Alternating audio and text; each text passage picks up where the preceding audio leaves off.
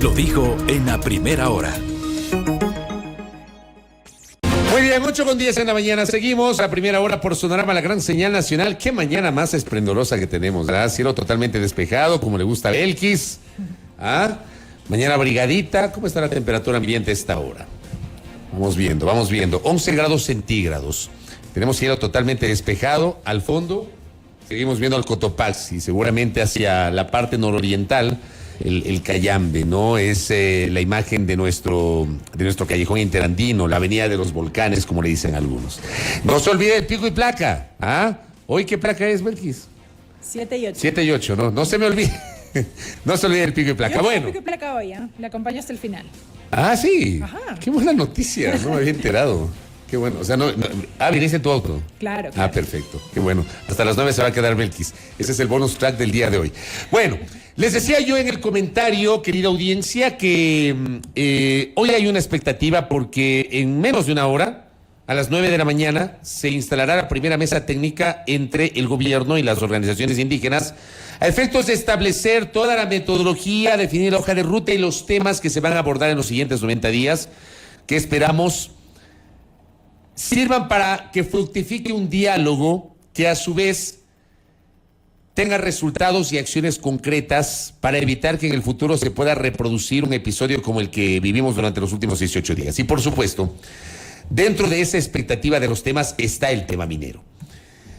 Las organizaciones indígenas habían planteado inicialmente la derogatoria del decreto ejecutivo 151, como ocurrió con el 95 sobre política hidrocarbonífera, el 151 sobre política minera. El gobierno no accedió a derogar, pero ofreció modificar ese decreto. No lo modificó el presidente de la República, pero emitió la semana anterior un decreto ejecutivo a través del cual el jefe de Estado no va a hacer uso de su capacidad legal y constitucional para viabilizar actividades mineras en áreas protegidas. O sea, aquí hay una decisión del presidente de la República que se tradujo en un decreto ejecutivo la semana anterior. Entremos en materia porque este tema es muy actual, complejo ciertamente, pero hay que abordarlo. Lo vamos a hacer con una especialista en la materia. Rebeca Illescas visita nuestra mesa de trabajo. Ella se desempeñó en su momento como ministra de Minería. ¿Cómo le va? Bienvenido, buenos días, Rebeca, qué gusto. Buenos días, Fabricio, muchísimas gracias. Buenos días, Belkis, y a todos los que nos escuchan. Gracias por la invitación y por poder abrir el diálogo sobre un tema tan sensible, complejo y tan importante y necesario para el país. Ya, correcto. Quiero empezar por lo primero. Los indígenas habían planteado la derogatoria del 151 y el gobierno les dijo no. ¿Es correcto que no se derogue el 151 sobre política minera? Bueno, Fabricio, yo creo que ahí es importante aclarar algunas cosas, ¿no? Los problemas y las dudas que tiene el movimiento indígena, que además es muy importante legitimar, respetar también las dudas que tienen no solamente el movimiento indígena o todas las comunidades alrededor de una industria que es nueva en el país y que evidentemente no se entiende. Entonces, partiendo de ese respeto, es importante aclarar cuáles deberían ser o cómo deberían ser los pasos a seguir tanto para el gobierno como para el movimiento indígena. Entonces, un decreto ejecutivo es una disposición y una facultad que tiene el señor presidente para emitir instrucciones, directrices. ¿Esto qué significa? Que en cualquiera de los casos, una problemática alrededor de cualquier tema ni empieza ni termina con un decreto, porque la derogación del decreto no significa que la industria o que el sector se detiene o que no va a haber minería. Yo creo que aquí también, Fabricio, es importante aclarar que en un país en el cual hay pobreza, hay minerales, siempre va a haber minería. Lo que debemos discutir es ¿qué tipo de minería queremos? Exacto. Y para la CONAIE es importante entender que la derogatoria de este decreto o la propia modificación sí va a traer o debería traer consecuencias positivas, pero mejorar, debería ser un proceso profundo de reflexión, pero esto no significa que no va a haber minería. Y las preocupaciones legítimas que puedan tener de todas las partes deben ponerse sobre la mesa, discutirlas, abordarlas y tratar de resolverlas. Entonces, el decreto, ¿qué es lo que hacía este decreto 151 o lo hace todavía? Son disposiciones del presidente a sus autoridades, a los ministros, que puedan ejecutar la política y las disposiciones legales alrededor de la minería. Entonces, no es que a través del decreto se hace una modificación de ley. Esto significa que así se elimina el decreto, no hay una modificación jurídica alrededor de este sector. Partiendo de esta preocupación del movimiento indígena, ¿qué ha venido ocurriendo en el país en cuanto a la política minera? La minería es un sector complejo, caótico, no solamente de los últimos años, es un sector que históricamente ha trabajado de una forma desordenada. Entonces, es importante también tener esa reflexión desde la gestión pública. ¿Qué es lo importante? Hacer una mejor gestión pública. Obviamente, la legislación ha cambiado durante los últimos años y lo que es importante es decir, nosotros deberíamos aprovechar y debemos aprovechar los minerales de la mejor manera posible para los ingresos al Estado.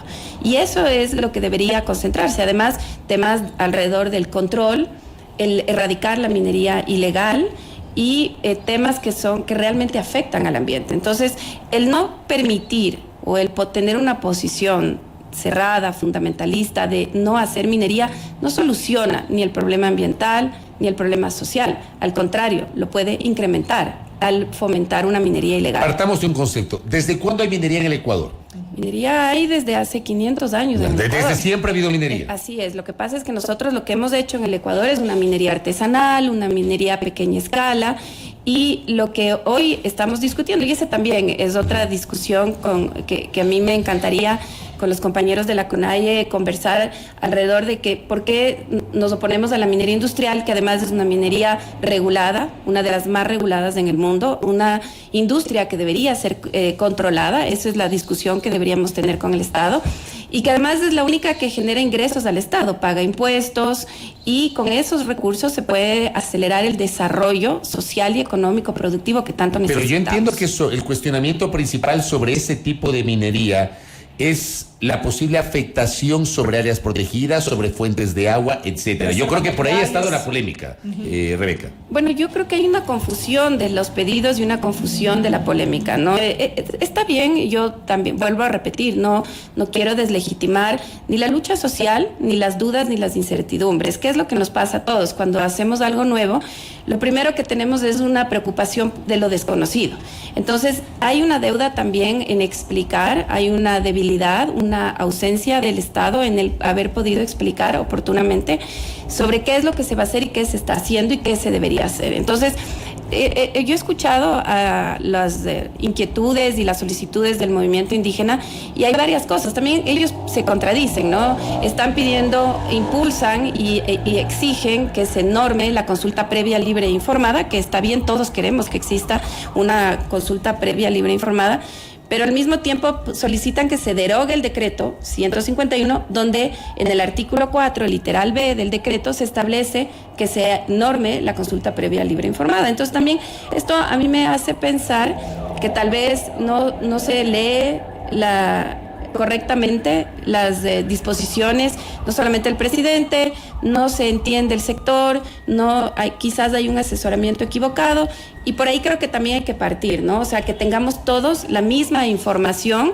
y a partir de esa propia información resolver las dudas, entenderlas y respetarlas. Pero es que ¿cuál ha sido el pedido puntual? Ellos han dicho que no existan más concesiones mineras en reservas naturales, zonas arqueológicas, territorios ancestrales de pueblos indígenas. Esto venía ocurriendo, porque entonces, ¿dónde se origina esta preocupación? Claro, no.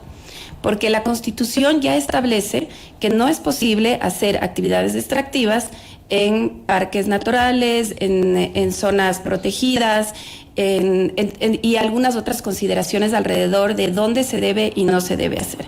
Entonces, vuelvo a repetir, yo también siento que hay una mala información, un desconocimiento o un mal asesoramiento también. Pero entonces, le planteo un ejemplo, lo de Girón, por ejemplo, en la provincia de Azuay. Hubo una consulta popular el año anterior en el contexto de la primera vuelta electoral, donde se hizo esa pregunta y en la votación se pronunciaron porque no se dé minería en esa zona. Digamos, ¿esto no va de la mano con lo que usted está diciendo o no se contrapone a lo que usted está diciendo, Rebeca? Ese es un tema que va más allá de lo que estamos conversando. O sea, no es establecer los límites del alcance, la normativa alrededor de dónde se puede o no se debe hacer. En el caso de Azuay fue una consulta popular en la cual se le preguntó a los ciudadanos, ¿quiere usted que no haya minería aquí? Y los ciudadanos decidieron que no. Y esto por ejemplo, ahí, Fabricio, no solamente que no resuelve la problemática de la minería, vuelvo a repetir, la incrementa en el tema de minería ilegal. Yo les invito a que vayan a ver algunas zonas, como en el caso de Río Blanco, un proyecto industrial que se detuvo, y hoy está lleno de mineros ilegales, que la minería ilegal devasta el ambiente, contamina los ríos, contamina y además trae otros delitos conexos que son graves para las zonas. Entonces, prohibir la minería definitivamente no es la solución. No nos lleva ni a conservar el ambiente ni a resolver los problemas sociales. Ahora, lo que se está discutiendo y que hoy ventajosamente yo me alegro y felicito a las partes, porque de esa forma es la que debemos convivir. Esto es lo que debemos preguntarnos, ¿cómo queremos convivir? ¿Qué es lo que vamos de aquí en adelante como Estado, como sociedad?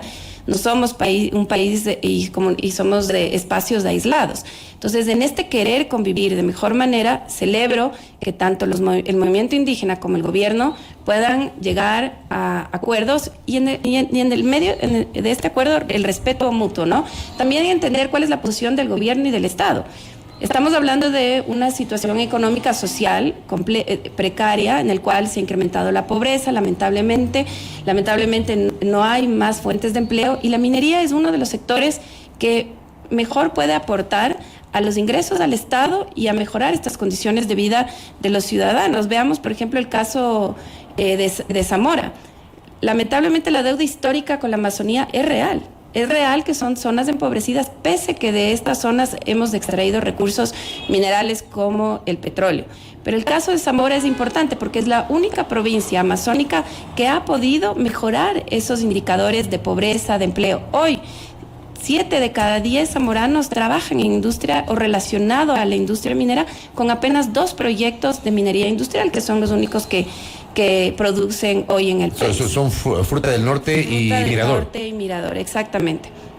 Y hasta de enero a abril del 2022, la minería exportó casi $1,000 millones de dólares en minerales. Esto significa que además somos el cuarto rubro de exportaciones, que es en un país en el que necesita ingreso de divisas, que necesitamos de empleo.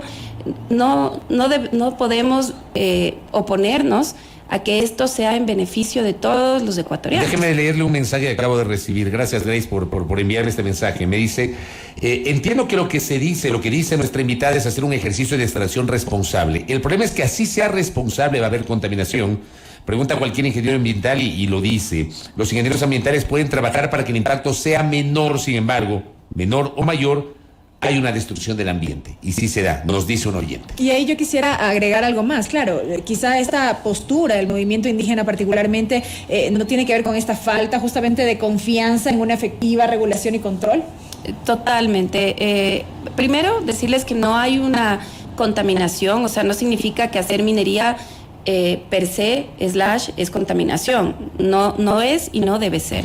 Sí hay un impacto porque todas las actividades humanas generan impacto. Haber hecho este edificio donde estamos hoy genera un impacto. Pero lo que nosotros y el humano promueve es minimizar esos impactos. Y para eso hoy existe tecnología adecuada, políticas, regulaciones, etcétera. Y exactamente en cuanto a la regulación, para mí, y yo he dicho estos días, yo si me sentara en la mesa también del diálogo exigiría que exista más control por parte de las autoridades. La minería y los sectores extractivos necesitan una institucionalidad fuerte, necesitan un Estado en el que pueda responder a los ciudadanos, asegurar, porque por ahí va también la parte de la confianza. Los ciudadanos no confían y lamentablemente hoy siento que ese también es una de las debilidades. No confío en que el Estado me diga no van a contaminar. Entonces, ¿qué es lo que el Estado debe decir? Es incluir, involucrar en la participación de las comunidades, del movimiento indígena, en este proceso de control. Entonces, ¿qué debemos exigir? Que exista una agencia de regulación y control minero dedicada a esto y que responda a la ciudadanía para que todos tengamos la tranquilidad de que las actividades se están haciendo de forma correcta. Por otro lado, lo que debemos exigir es tener estándares rigurosos, mejores que los internacionales, para que estas actividades no afecten el ambiente. ¿Es posible minimizar el impacto? Es posible.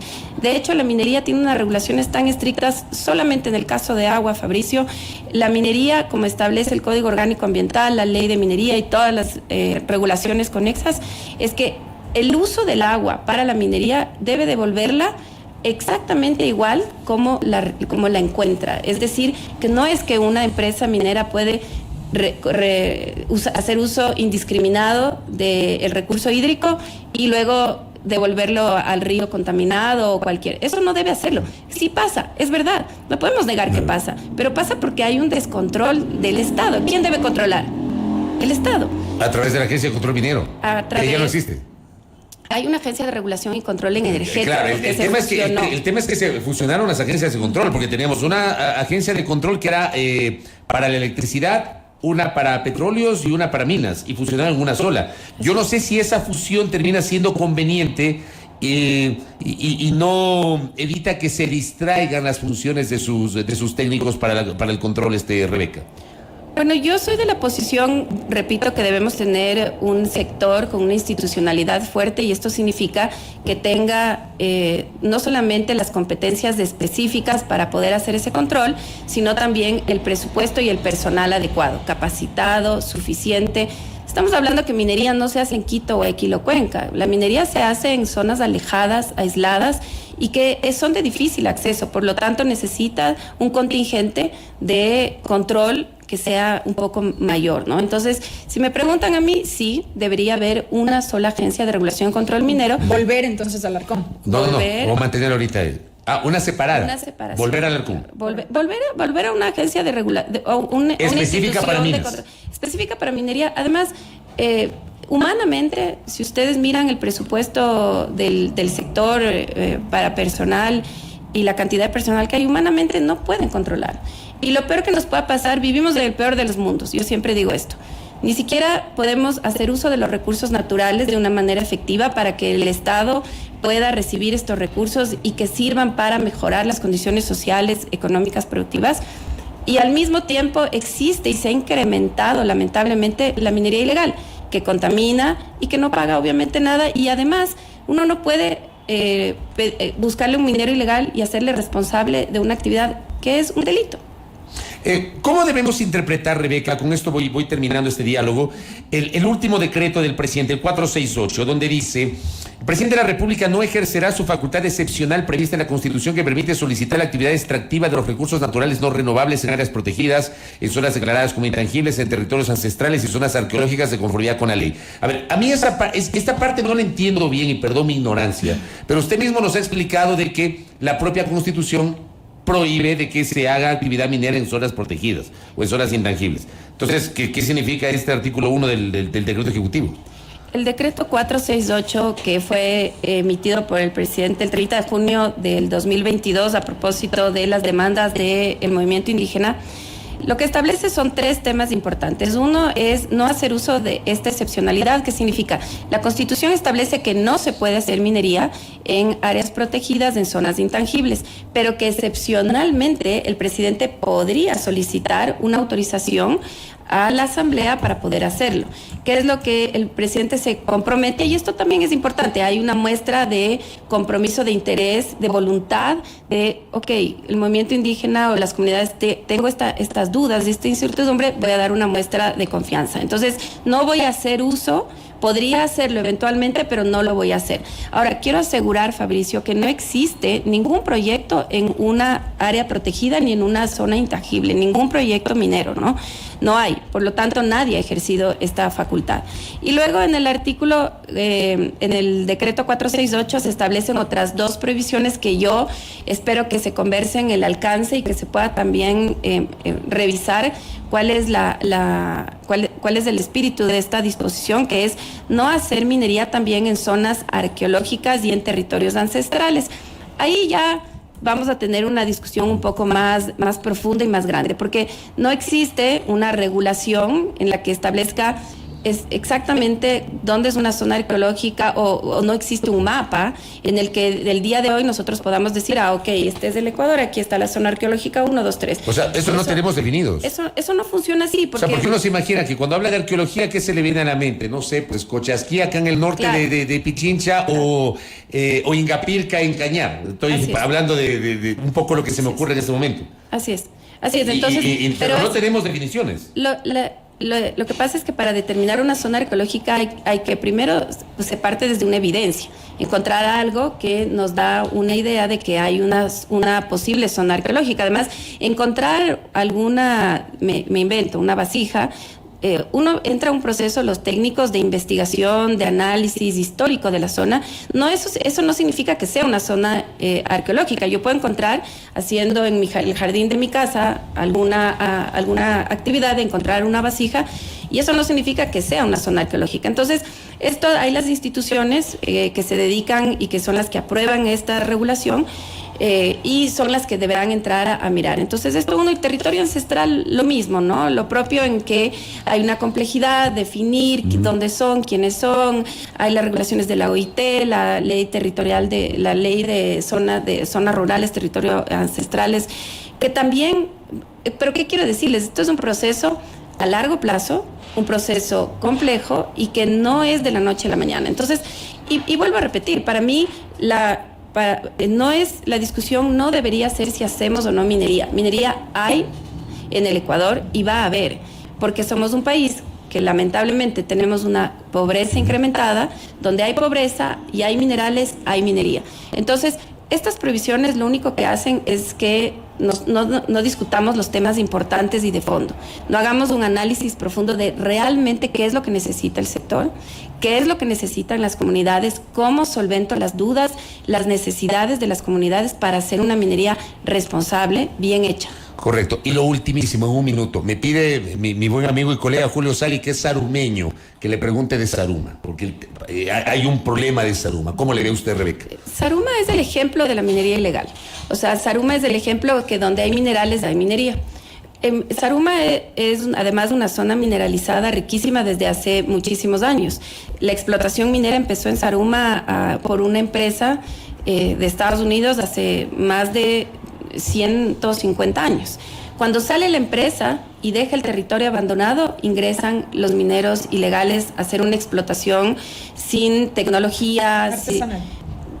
Sí, y además se ha generado de una manera poco técnica, por lo cual se han visto afectadas la zona inclusive urbana. Hay una prohibición de hacer minería hay una zona de excepción dentro de la ciudad de Saruma, y también que arrastra hasta Portobelo, que es una ciudad minera también que está al lado de Saruma. El problema de esto es que es muy difícil controlar, que es lo que me decía el otro día una autoridad del Ministerio de Seguridad. Esto es como el gato y el ratón. Entonces y además no es posible tener un país militarizado si es que uno está controlando, están los militares, no aparece, o la policía o la seguridad. Se va, me doy la vuelta y entran. Entonces, por eso el caso de Saruma es complejo, hay que hacer un especial de Saruma. Me encanta el tema, además me encanta Saruma, y creo que siento que habría muchas cosas que se puedan hacer, pero de fondo es lo mismo que hemos conversado hoy, Fabricio. Donde hay minerales va a haber minería. Entonces, el oponerme no resuelve nada. El pedir derogar el decreto 151 tampoco resuelve nada. Pero sí legitimemos, respetemos las dudas y la lucha del movimiento indígena frente a la minería para poder entender y entre todos buscar un convivir mejor, aprovechando estos minerales, aprovechando una industria que además la industria minera aporta a la transición energética en el mundo. Es la responsable de poder apoyar para bajar las emisiones de CO2. Entonces, no es una discusión del Ecuador, es una discusión del mundo. Lamentablemente aquí tenemos una discusión muy básica de los minerales de hace 15 años, lo cual ya en el mundo no se discute. No se discute si necesitamos o no minerales. Estamos discutiendo cómo hacer una industria sustentable, una economía circular, cómo hacen evidentemente los temas tecnológicos, etcétera. Y para mí, muy importante, es los ingresos al Estado. Correcto.